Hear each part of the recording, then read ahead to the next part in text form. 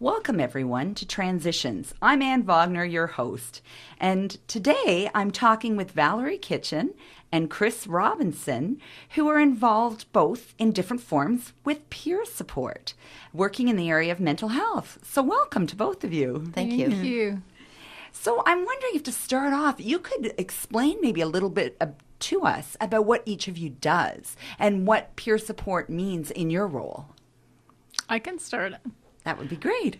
I'm Valerie Kitchen, and I work, the agency I work for is Muskoka, Parry Sound Community Mental Health Service. I am in Council of Consumer Survivor and Family Initiative program.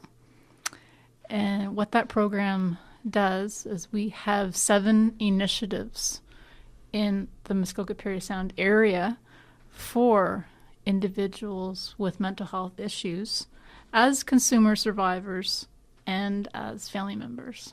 So when you say initiative, Yes. is that a formal grouping or what does an initiative consist of? Initiative is a drop-in center Okay. for individuals with mental health issues to come and receive peer support, recovery education, work towards their own wellness. Okay. So that's what I do. Christine? So I also work for Muskoka Parry Sound Community Mental Health, and I'm the peer support worker on the ACT team, which is the Assertive Community Treatment Team. Okay. So we are a team of 9 individuals, multidisciplinary team, and my position there is the peer support specialist. So I provide peer support to approximately 52 people, and my role there is to advocate for the people that we support, to provide a positive role model, to offer hope, share my lived experience with mental illness, sometimes be the bridge between the people we support and the team if there's been a disconnection there. I do some workshops on recovery. I guess that's probably a good definition. Sounds like you do a lot. Yes. Now, for those of us who aren't as familiar with what an ACT team is, can you tell us a little bit about how it works? Do people come to the office to see the team, or is a team in the community? No, we are community support, so we work in the community. We go to their homes or wherever they are at. We meet them at their place. We try to meet them at their place. And we are an assertive team, so we're working with people who have serious mental illness. And the mandate is we are the hospital without walls. So we try to keep them out of the hospital, and we have nurses on our team so that we can provide medications and provide all the hospital services that we can. So you're providing the hospital services, but in the community? In the community, yes. Okay. And so do people request you to come visit them, or do you have a regular schedule of visits, or how does that work? We have a regular schedule of visits. People that we support are referred to our team. They go through a central intake at our agency, and then they're referred to our team. And we have a regular schedule of visits. Some people might be seen daily. Some people might be seen once a week, 2 times a week, whatever their needs are. Okay. So it sounds like you're both doing something that is referred to as peer support. And so can you tell me a little bit about what some of the similarities are in terms of the work that you're doing, as well as maybe the differences? I think we both are carrying the message of peer support, which is very, very much hope, bringing the message of hope to people that are suffering from mental health, serious mental health issues. We both are carriers of that and carrying recovery education. Oh, okay. I believe that those are 2 things that stand out for me. Yes, Yeah. and sharing our personal experiences, either our own personal experiences or that of a loved one. We're sharing that experience with the people we support, and that makes us different than our other team members because they don't have that experience to share, or if they do, it's not a requirement of them to share that in their job. Good point. Yeah, good point. So just out of curiosity, how does that fit when you are part of a larger team and a larger organization? Is that something that's valued by other team members, by other people within the organization? How are you viewed? In our agency, we're highly viewed.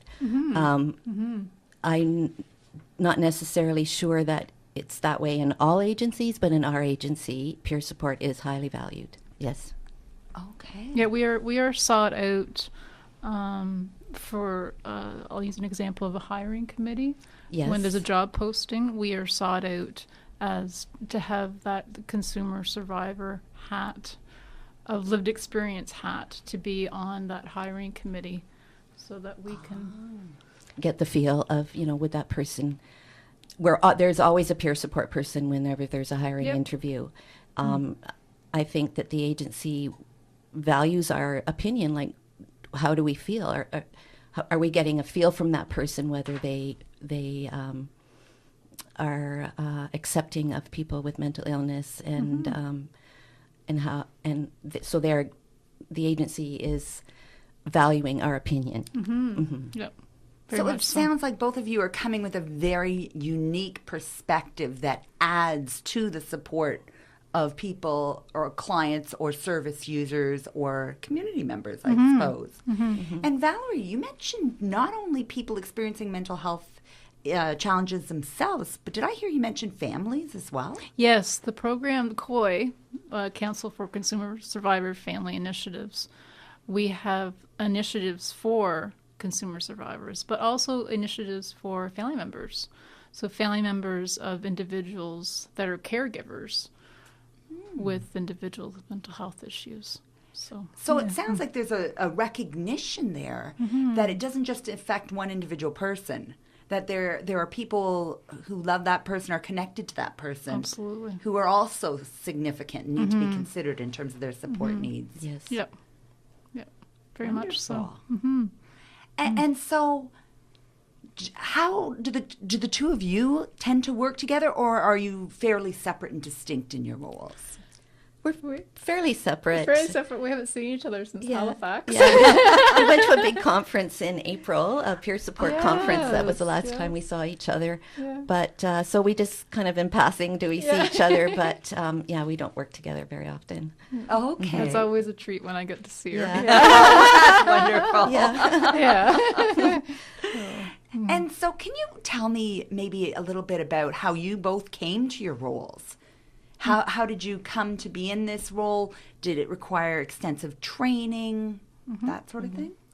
Well, I saw a little ad in the paper, just a very small little ad in the paper that was looking for someone to work at the mental health agency, and the requirement was lived experience. And I went, I've got that. Yes. So I applied for the job and I got it. I had no idea what a peer support worker would do. How brave of you to apply then. Yes, but I just really felt that it was an opportunity for me to turn something that I looked as something negative in my life into something positive. Yeah. Wonderful. And has that been your experience? Oh, definitely. Yeah. Definitely. Yes. So then once I got the job, then I did a lot of research when I got the job. We decided there was 3 peer workers that got hired all at the same time. And they wanted to make a very good definition of what the job was. So we needed to do a lot of research. And then we made a nice definition of our job. So that's how I learned about peer support, was once I got hired and then did all the research. Okay.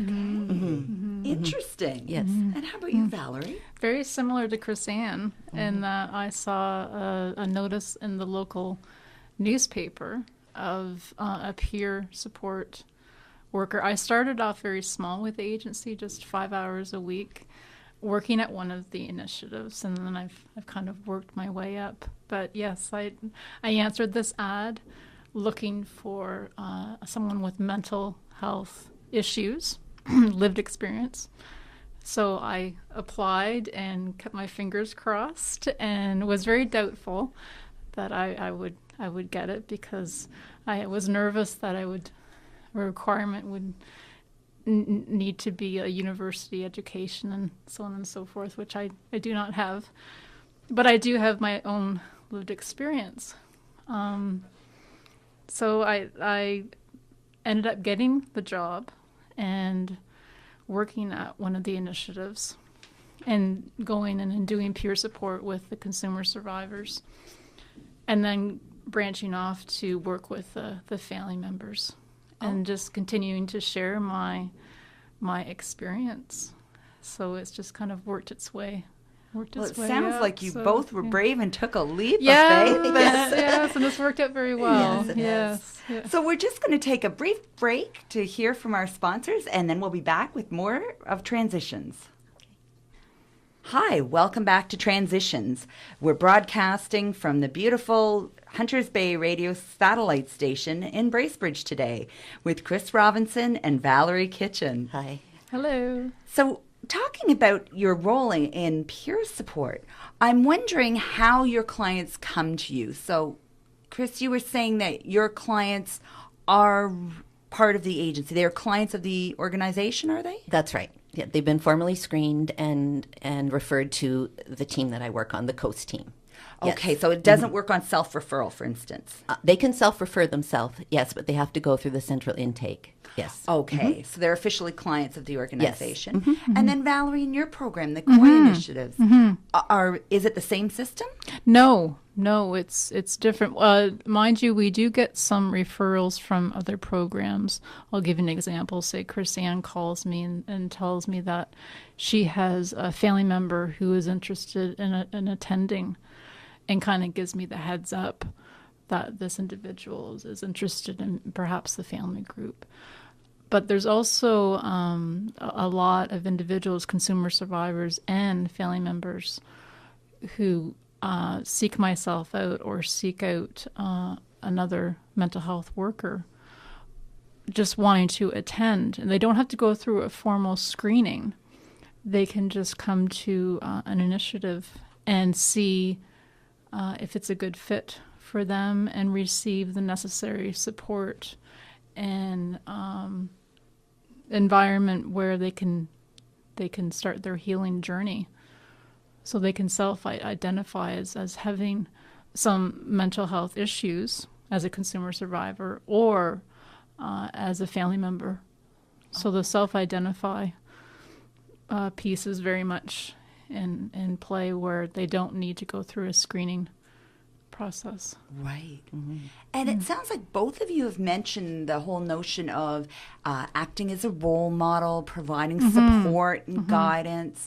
And do you really see your role in some ways as being a role model? Maybe both to your clients, and I'm also wondering, as I listen to you both talk about your role, whether you're role models in the community in general. Yes, I do. Yep. I see it a lot with the people that I work for, especially a lot around vocation. A lot of times, people that I work with will say, like, I can't work, or I'll never be able to work. But then when you start working with them, and then they look at you and then they go, but you're working. Yes. In a very important role, no less. That's right. And so then you say, well, yes, that's right. I can work. And these are the things that I need to do to keep myself well so that I can work. So that gives them hope, so that they can see that, well, maybe down the road I might be able to have a job someday.